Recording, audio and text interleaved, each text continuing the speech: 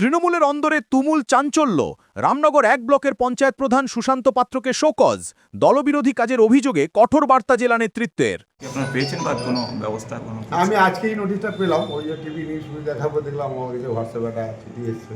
জানা গিয়েছে পদিমা ২ গ্রাম পঞ্চায়েতের প্রধান সুশান্ত পাত্র সম্প্রতি দলের সিদ্ধান্তের বাইরে গিয়ে কিছু কাজ করেছেন, যা দলীয় শৃঙ্খলার লঙ্ঘন।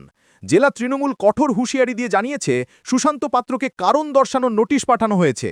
একটি নির্দিষ্ট সময়ের মধ্যে তাকে লিখিত জবাব দিতে হবে। আমি নাকি কোনো দল বিরোধী কথাবার্তা বলেছি, কোনো একটা মিটিং আমাদের বিজয় সম্মেলন করেছি আমরা।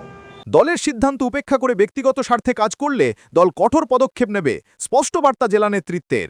আমি আপনাদের বলি যে আমরা দলের পক্ষ থেকে কিছু কাজ করি না, আমরা নিজেরা ব্যক্তিগত আমি বরাবর সম্মেলন করি। আজকে না, আমার এলাকায় জিজ্ঞেস করি, প্রতি বছর বিজয় সম্মেলন নিজে ব্যক্তিগত করি, আমার পূজা কমিটির পক্ষ থেকে আমরা করি। আমরা তো যেহেতু আমার দীর্ঘদিন আমাদের কর্মীদের সঙ্গে বা আমাদের যারা সহযোগিতা আছে, বন্ধুবান্ধব আছে, তাদের বসা হয়নি বলে আমি এই সময়টা আমরা কয়েকদিন ধরে ডেকেছিলাম। রামনগরে যত আমাদের হিতাকাঙ্ক্ষী আছে, আমাদের যারা ভালোবাসে সবাইকে ডেকেছিলাম।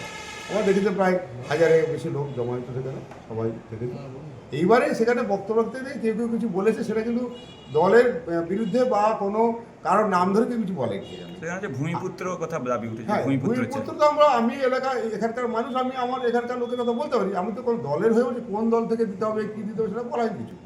আমি বলছি দীঘা আমরা রামনগরে ভূমিপুত্র চাই, এটা আমি বলেছি। আমি হাত তুলেও বলেছি, ভালো করে বলেছি, আগেও বলেছি, এখনও বলছি, আজকেও সে দাবি করছি ভূমিপুত্র চাই আমরা। তবে কোথায় চাই কী চাই সেটা তো আমি বলছি না আপনাদের। আমি দলের পক্ষে বিরুদ্ধে বলেছি, এটা কি প্রমাণ কী আছে? এটা বলা হচ্ছে যে পরিযায়ী বলা হচ্ছে অনেককে। কাকে বলেছি? আমি তো কারোর নাম বলিনি কিছু। আমি কারণ নাম আমার শুনেছেন, আমার মুখ থেকে কোনো কারোর নাম উল্লেখ করা আছে বা নাম বলা আছে কিছু নেই, কোনো কিছু শুনেনি। আমি বলি পরিচয় হাঁটাও। তো পরিচয় কে পরিচয়? যে পরিচয় সে বুঝবে সে। আমি তো পরিচয় বলে কাউকে নাম ধরে বলি কিছু দাও। এখন দেখার সুশান্ত পাত্রের রাজনৈতিক ভবিষ্যৎ কি হয়। তার জবাবের ভিত্তিতে দল কী সিদ্ধান্ত নেয়।